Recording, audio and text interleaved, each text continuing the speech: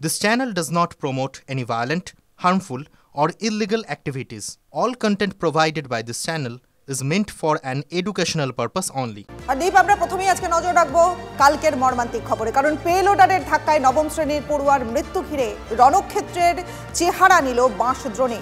দফায় দফায় উত্তেজনা। রূপা গাঙ্গুলির নেতৃত্বে রাতভর থানায় বিক্ষোভ অবস্থান বিজেপির। পড়ুয়া মৃত্যুতে অভিযুক্তের গ্রেফতারির দাবি এবং দলীয় কর্মীর গ্রেফতারির প্রতিবাদে বিক্ষোভ বিজেপির। Fair and bright night and day cream ত্বক থাকবে ব্রাইট সারাদিন, পলিউশন ফ্রি, ঠিক যেন রাতের ফোঁটা সাদা ফুল।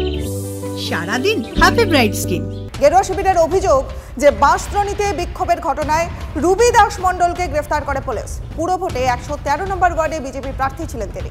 বিজেপির অভিযোগ রাত ৮টার পর রুবিকে গ্রেফতার করা হয়েছে। প্রতিবাদে বাঁশদ্রোণী থানায় ডেপুটেশন জমা দেয় বিজেপি। রূপার সাফ কথা যে যতক্ষণ রুবি দাস মণ্ডলকে ছাড়া না হবে অবস্থান চলবে। ঠিক এর মাঝখানেই বাঁশদ্রোণী থানা যায় পুলিশ কমিশনার মনোজ বর্মা। কিছুক্ষণ পর থেকে থানা থেকে বেরিয়ে যান সিপি। বাঁশদ্রোণীতে উত্তেজনা। পেলোডারের ধাক্কায় নবম শ্রেণীর পড়ুয়ার মৃত্যু ঘিরে রণক্ষেত্রের চেহারা নেয় বাঁশদ্রোণী। কাল থেকে সেই ছবি আপনাদের দেখাচ্ছি। পুলিশ ও মোটে কেস করবে না কাউন্সিলের লোকজনের বিরুদ্ধে। এবার প্রশ্ন হচ্ছে যে আমাদের কমিশনার যদি একবারও, ইনফ্যাক্ট দিতে চেষ্টা করছিলেন বলার, কমিশনারের এতই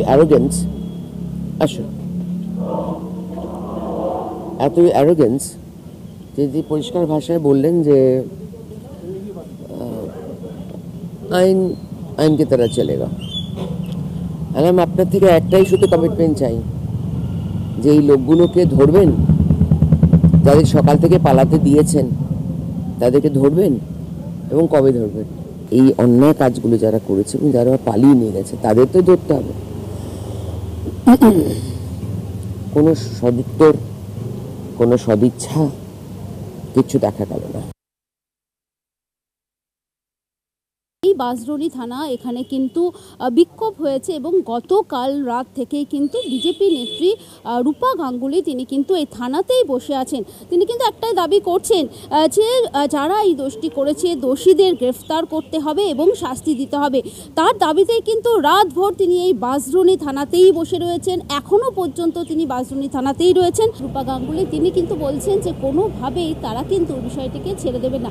যতক্ষণ না পর্যন্ত দোষীদের গ্রেফতার করা হচ্ছে ততক্ষণ পর্যন্ত কিন্তু তিনি এই বাঁশদ্রোণী থানায় বসে থাকবেন এবং প্রয়োজনে আইনত ব্যবস্থার পথেও হাঁটবেন তিনি, এমন জানালেন রূপা গাঙ্গুলি। ক্যামেরা দীপঙ্কর জানার সঙ্গে সোমা দাস, টিভি 9 বাংলা, কলকাতা।